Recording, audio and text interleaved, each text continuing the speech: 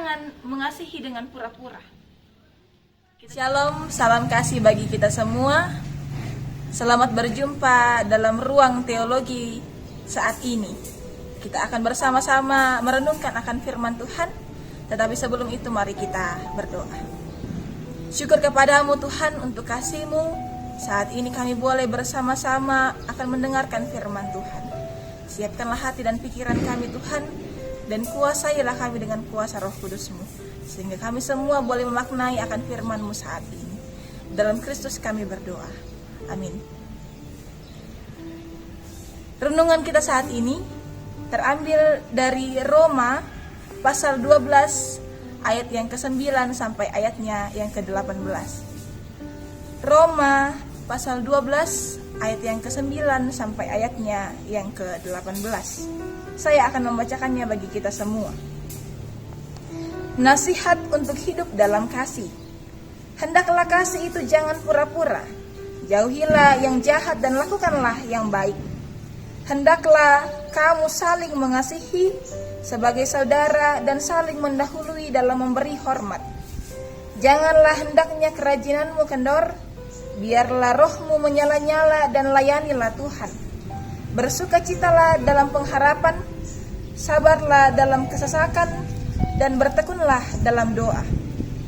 Bantulah dalam kekurangan orang-orang kudus dan usahakanlah dirimu untuk selalu memberikan tumpangan.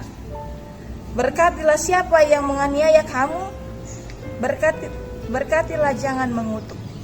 Bersukacitalah dengan orang yang bersukacita, dan menangislah dengan orang yang menangis.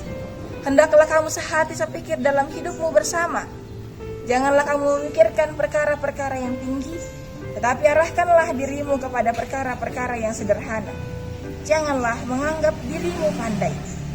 Janganlah membalas kejahatan dengan kejahatan. Lakukanlah apa yang baik bagi semua orang. Sedapat-dapatnya kalau hal itu tergantung padamu, hiduplah dalam perdamaian dengan semua orang. Amin. Firman Tuhan. Saudara-saudara kekasih, tema kita saat ini ialah hidup dalam kasih. Kita tahu bahwa kasih merupakan perasaan, merupakan tindakan, komitmen, bahkan pilihan kita yang kita miliki sebagai manusia, yang ditunjukkan melalui perbuatan kita terhadap sesama maupun terhadap Tuhan. Melalui kasih, kita dapat menunjukkan keharmonisan kita dari diri kita terhadap Tuhan, terhadap keluarga, teman, dan semua orang yang ada di sekitar kita. Tetapi saat ini, banyak sekali orang yang mau mencari kesuksesan, mencari kebahagiaan pribadi, tanpa melihat, tanpa mengetahui apa yang Tuhan kehendaki dalam diri mereka. Dan mereka mengabaikan kasih yang seharusnya mereka lakukan. Dalam pembacaan kita saat ini, Yesus mengajarkan kita untuk bagaimana kita saling membantu dan saling menunjukkan kasih. Hidup mengasihi orang lain adalah ciri khas kita sebagai umat Allah. Bukan karena kita sebagai makhluk sosial, tetapi karena memang Allah adalah kasih. Allah adalah kasih dan sumber kasih. Yesus meminta kita untuk saling mengasihi. Yesus meminta kita untuk senantiasa mendasarkan diri pada kasih dan hubungan yang erat terhadap Tuhan, terhadap kita sebagai manusia, dan terhadap Tuhan. Lewat pembacaan kita saat ini, kita boleh belajar dari tokoh Paulus tentang bagaimana caranya menjadi seorang Kristen yang hidup dalam kasih yang terdapat dalam Roma pasal 12 ayat 9 sampai ayatnya yang ke-18. Yang pertama dikatakan bahwa kasih itu jangan pura-pura, kasih itu jangan munafik, dan marilah kita saling mengasihi saudara.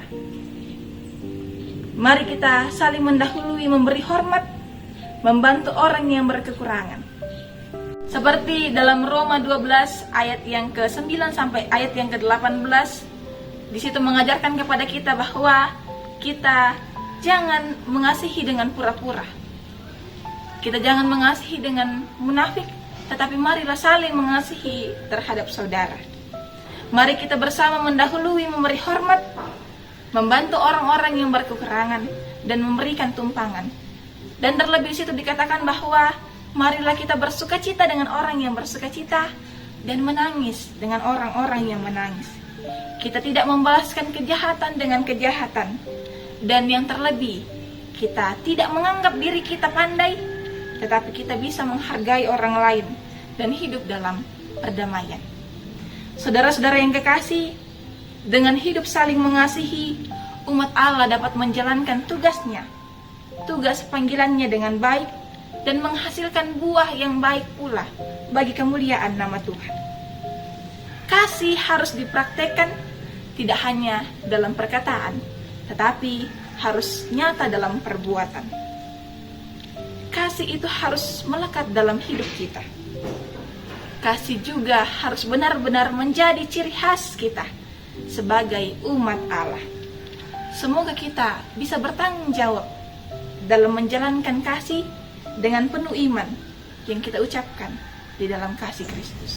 Amin.